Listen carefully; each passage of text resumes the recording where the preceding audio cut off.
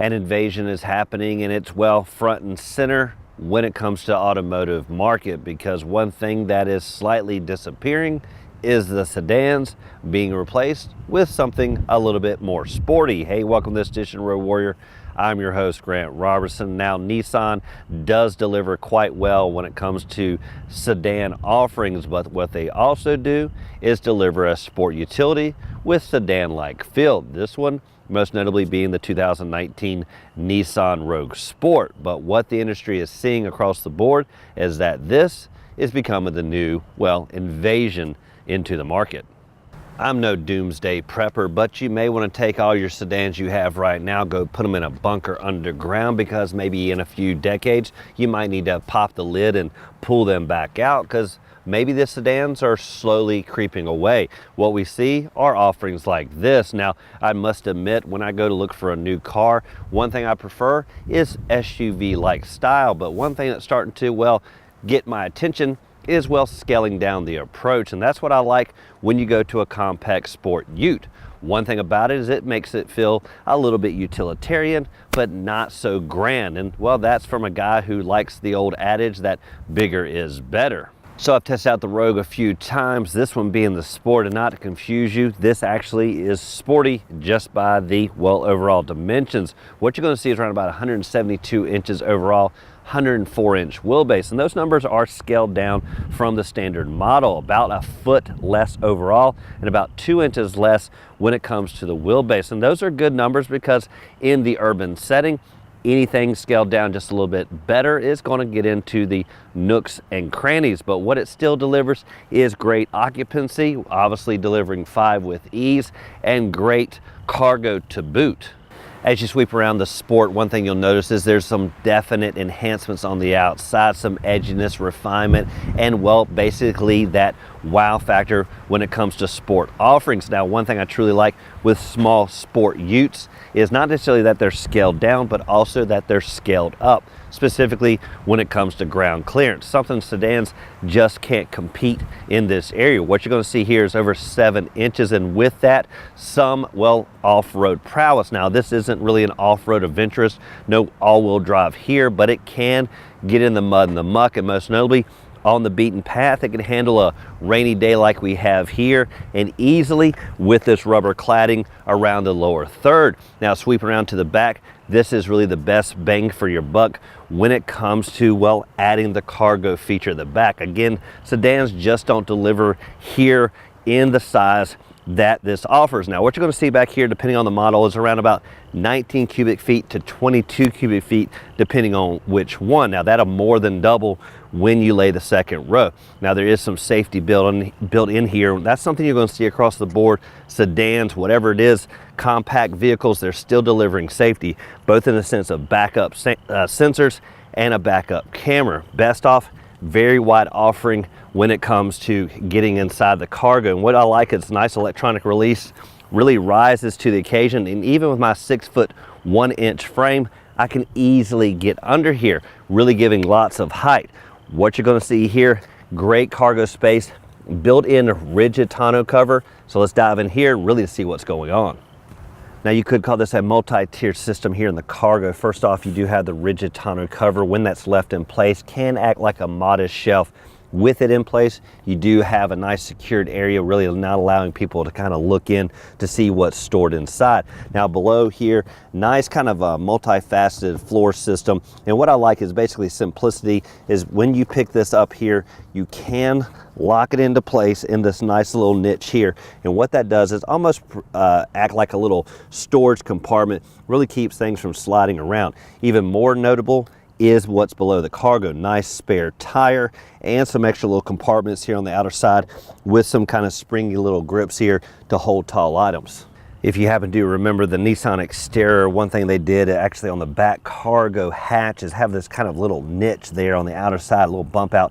And what that was actually a compartment to hold a first aid kit. Now they got a little bit more subdued, putting them here on the side wall. What's great is a lot of Nissans I've driven really have that here as a standard feature. Now as the rain begins to fall and make this show a little bit, well, wet around the edges, one thing I want to note is the power under the hood. Now before I get there, I mentioned earlier that this particular model's only front wheel drive, but the Rogue Sport does have an all-wheel drive option. And with that, again, you can get off the beaten path, and that ground clearance really is going to come into play. Now what I like is what lies beneath the hood, because it's a nice refinement as to be expected on a small vehicle, which means one, it's quiet and has fuel economy, most notably the 2.0 liter inline four cylinder. That's going to deliver around about 141 horses and 147 foot-pounds of torque, and does give you some decent boot, scoot, and boogie. But best off, well, gives you that fuel economy at the pump. So the Nissan Sport, you could call the athletic model in the family, the nimble side of things, get into the nooks and crannies. But like most athletes, this vehicle also has brains. It's not just not brawn. And where it starts is good old ingress into the vehicle. And what I like is Nissan first does it well in the form of the key fob. Nice and small, you pretty much forget it's in your pocket. Secondly is the ingress, nice access button here on the front door. Press it once for the driver, press it again for all the rest. Now you've heard this complaint from me before. Why not provide that accessibility here on the second rows as well? But well, that's just a complaint, not necessarily needs to be changed. Lastly is safety. Pretty much the 360 on this vehicle that Nissan provides. It's everything from alert braking, blind spot awareness, even backing up awareness. All that really built in provides a 360 safety net around this vehicle. Not to mention it also has those mirrors that really gives you that nice bird's eye view all the way around this vehicle.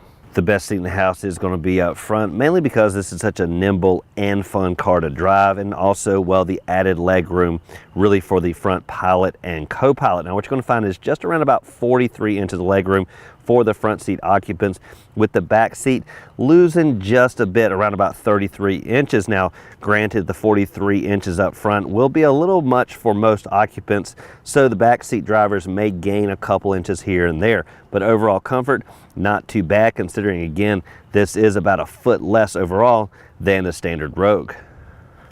Now just to give you comparison's sake of really what 33 inches looks like for my 6'1" frame, well, it's still not too bad. Now when I climb inside, what you're going to notice is decent amount of space right here behind the drivers. Now with my seat position like it is, this is nearly about as far back as it will go, but even with my overall height, I find it to be fairly comfortable. Now even better is the padding on this seat back is fairly cushiony, so really even the impact zone of my knees isn't that bad. But if this seat does go forward even just a hair, a lot more breathing room for my knees. When it comes to overall styling for the second row, really going to be a standard bench, pretty cushiony overall, nice vertical alignment for the seat back itself. Now as for the feet placement, well, you will find a modest hump there for the third row occupant. What I like though, with the ground clearance, that does minimize the overall compromising of the feet position. Now for overall comfort, what you'll also find is a nice center console,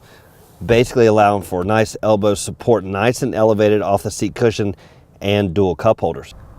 Through the middle, you will find a nice touchscreen system, barely an arm stretch away. And what I like for the audio is tons of presets that you can simply scroll through with your finger, and all the shortcuts down below. Now Nissan still houses a few buttons on the outer side should you need to go the kind of old school route, versus some of the new screens on other vehicles really housing everything right here. Now I do like the symmetric knobs, volume and tune select over here. This also has some other menu functions as well. Now I mentioned earlier the cameras. That again is the 360 view. You do have kind of this bird's eye view. It really allows you to look around, and even on a small vehicle you kind of want to see what's going on around you. And you do have the backup camera as well. You'll find dual zones up front for climate controls, nice dial specific temperature setting, and fan speed in the middle in the form of a button. Mode select, pretty easy by just simply tapping this and selecting through the LCD screen there.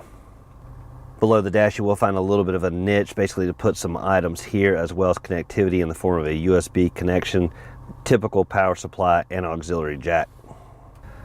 Dual cup holders, standard operating procedure between the front occupants, as well as heated seats in the form of these toggle buttons. Now, that's going to be helpful during certain winter seasons where you can pretty much keep that locked in. So every time you crank the vehicle up, pretty much it's going to heat up your seat to your liking. Now, as for the center console, fairly deep, and you will also find connections there as well for the USB and a power supply. The complaint department for the Nissan Rogue Sport was fairly modest, with only a few complaints coming really when it got to this area. Now, first off, you do have an analog tach and speedometer with a nice modest LCD screen in the middle. Now, what I liked is it did give you lots of information, basically down to the safety systems, but when you scroll across, one thing that's missing is a digital readout for the speed. Now, you will get to one area that appears to be the digital readout, but actually this is just an average speed.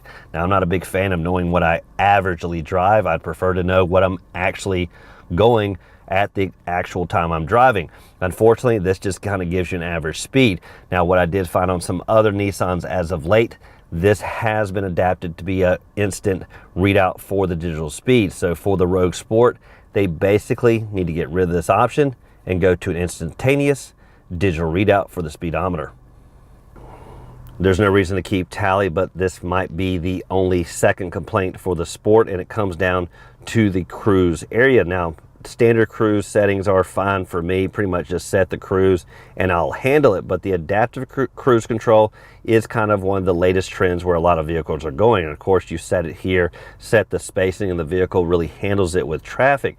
Now, the one thing that the Rogue Sport takes to the next level is the ability to really sense the lane, and when you set it, it allows the vehicle to kind of modestly steer for you when you're in the lane. Now, you do got to keep control of the vehicle with your hand on it. It tends to sense when you're not doing that, and kind of alert you.